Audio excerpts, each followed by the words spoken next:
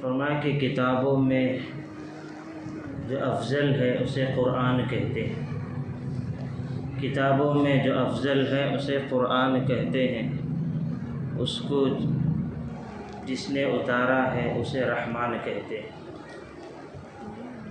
سجا لے اپنے سینے میں جو اس قرآن کے 30 پاروں کو، زمانے بھر میں اس کو حافظ قرآن کہتے ہیں۔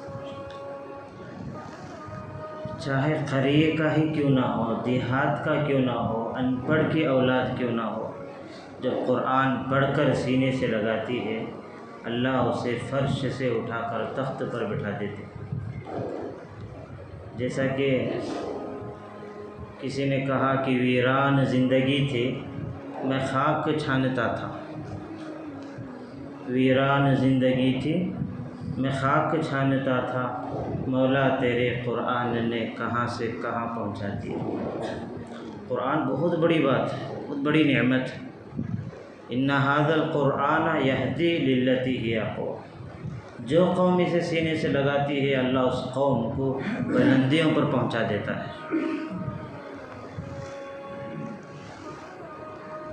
قرآن یہ اللہ کا کلام ہے، یہ مخلوق کا کلام نہیں ہے، اور اس کے علاوہ جتنے کتابیں دنیا میں ہیں یہ مخلوق کے کلام ہیں۔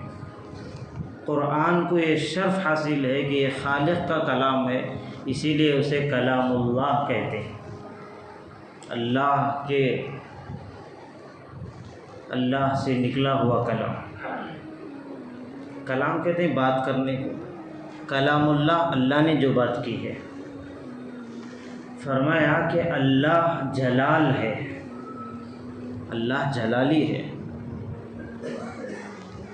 اور اللہ کے محبوب امام الانبیاء خاتم النبیین محمد رسول اللہ صلی اللہ علیہ وسلم جمالی صفت کے ہیں۔ اللہ جلال ہے، اللہ کے محبوب جمال ہیں۔ اسے سائنسی اعتبار سے اگر دیکھا جائے، سورج اپنے اندر جلالی صفت رکھتا ہے، چاند اپنے اندر جمالی صفت رکھتا ہے۔ آپ دن میں اگر آنکھ اٹھا کر سورج کی طرف دیکھیں گے تو آنکھ جواب دینے لگے گی کہ میرے اندر طاقت نہیں ہے، تو پتہ چلا کہ سورج اپنے اندر جلال رکھتا ہے۔ جب کوئی رات میں چاندنی رات ہو، چاند کو دیکھیں تو دل کہتا ہے کہ اور دیکھتا رہ جائے، یہ جمالی صفت اس کے اندر ہے۔ اور آپ تحقیق کریں کہ سورج کے اندر آگ کی شعاعیں ہیں، آگ کا وہ گولا ہے، چاند کے اندر کوئی روشنی نہیں ہے، چاند کے اندر کوئی روشنی نہیں ہے، اس کے اندر جو کچھ روشنی ہے وہ سورج سے لیتا ہے، ورنہ چاند کے اندر کوئی روشنی نہیں ہے۔ آپ سائنس کے اعتبار سے تحقیق کر لیں، وہ سورج سے روشنی کو لیتا ہے، اس لیے اس کے اندر ایک ٹھنڈک ہے، کیونکہ جمالی صفت ہے۔ اس لیے قرآن کریم میں ایک آیت ہے، لو انزلنا هذا القرآن على جبل لرأيته خاشعا متصدعا من خشیۃ اللہ۔ اگر اللہ اپنے کلام کو پہاڑوں پر بھی اتار دیتا براہ راست ڈائریکٹ، تو وہ جل کے خاک ہو جاتا، ریزہ ریزہ ہو جاتا۔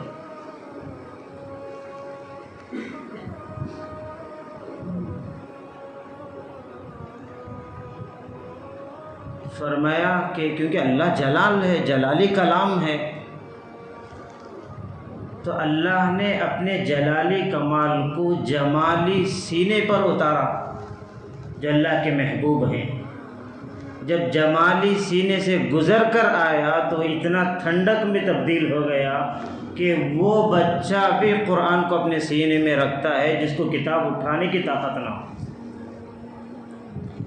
تو اس سے پتہ چلا کہ اللہ کے محبوب نبی علیہ السلام کا احسان ہے جو درمیان میں ہمارے لیے ذریعہ بنے۔